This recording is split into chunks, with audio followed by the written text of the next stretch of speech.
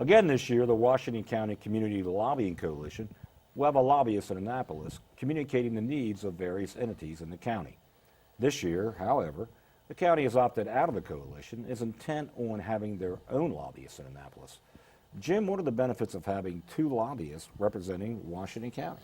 So, you know, if you listen to the conventional wisdom, I don't think there is a benefit, just based on conventional wisdom, and here's why. What we have heard for years and years and years is that if you go to Annapolis with one voice for your community, not the county wants this, the city wants this, the school system wants this, HCC wants this, here are the county's priorities, which is what the lobbying coalition was meant to do. That is what I'm told has the most effect. Is that true or not? I have no idea. I can tell you that the lobbying coalition has had a lot of successes. Can you spell a couple of those out? Well, I think the prisoner release thing going back. I think It wasn't a lobbying The Maryland coalition that Theater, did that. didn't they? it was too. They had No, something it in that. wasn't. No, they didn't. Who No. did? It was me, Greater Hagerstown, and our police department. And that's who went and saw the Attorney General and the Secretary of Public Safety. Well, they took credit for it. I know they did, but it was not them. I Okay. can guarantee you that. Well, right let's now. take another one. How about the Maryland Theater? They got some funding for the Maryland Theater. $100,000 bond, right? They got that. Which I How believe they about probably would how have gotten. about working through and bringing us the beautiful new library in downtown Hagerstown? They had a play in that. I'm not saying they didn't, listen, I'm not saying they didn't add I thought you liked support me, to Bob. these. I'm just saying that, you know, Thank I, you. I look at, and trust me, I mean, I was part of that lobbying coalition for years. As was I. Okay. You know, and I can see the county side of what they want to accomplish.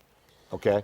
But does it make sense for us to go to Annapolis with those two voices? Well, does here's the that thing. make sense? Lobbying. I think you're going to hear a lot of the same from both those two voices, except when it comes to basically one issue. City code. So the county is spending $10,000 to hire this lobbyist, Barino. Bruce Bariano. Bariano, okay. And by all accounts, this guy is good at what he does. He's exceptional. Yes, he is. So, you know, maybe it's going to be worth it. I think time will tell. Well, and here's what I would say to that. Lobbying works. All you have to do is to go down to K Street to see that. So there's something to it. What's important, and I think you brought this up at the beginning of the segment, is to have a unified voice and come across with a concise message. Now, to me, that's that, and I don't know exactly what the arrangement with these two lobbyists is, whether they're both working for the same organization, what the case is, but No. to me, logic would dictate, regardless whether they're working for different entities, that they would want to work together and pull in the same direction and coordinate their message, because otherwise you end up with a cacophony of messages being spread out in Annapolis. Again, there's one issue that the county has, Right, that the lobbying coalition Doesn't doesn't want want to to support, pick up. and that has to do with building codes. right. And that's it. And this is and they are coming from this from a business standpoint, which they should. I mean, you cannot continue to change building codes every 3 years. Yes. I mean, it is ridiculous.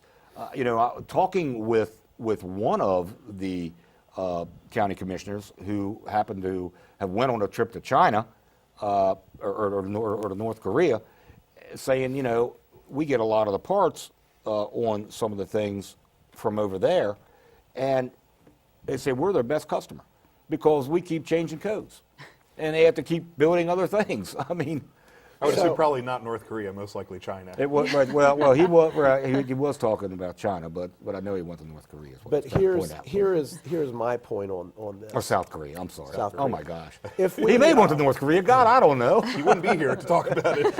We'd be seeing Here's him my the point news. on this. In my mind, it would have cost them $5,000 to join the lobbying coalition. It's costing them $10,000, so the delta is $5,000. Sure.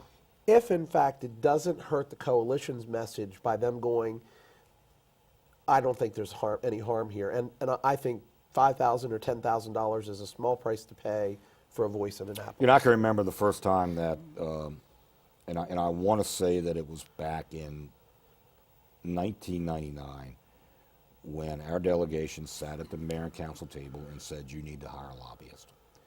I was beside myself. I was like, wait a minute. Isn't that what we send you down to Annapolis for? I mean, isn't that your job, is to bring things back to Hagerstown?